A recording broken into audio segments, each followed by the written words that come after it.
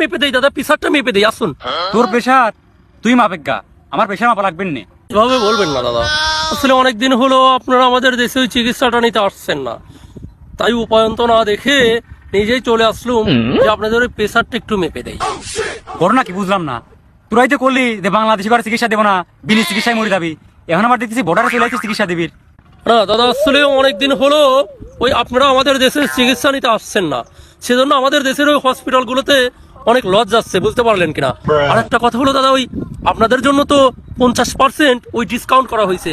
আর দাদা ওই জানেন তো, ওই সীমানা মেট্রো রেলটা শুধু আপনাদের জন্য করা হয়েছে, আপনারা আসবেন দাদা, চিকিৎসা পাতি নেবেন, বুঝতে পারলেন কিনা। ও বুঝছি, তোর তিন আমার আর চিকিৎসা নেওয়া হইতেছে না, তোর অনেক ওই যে শুভেন্দু আর ওই যে ময়ক রঞ্জন স্বপ্ন দোষ উড়ে চিকিৎসা করে কা।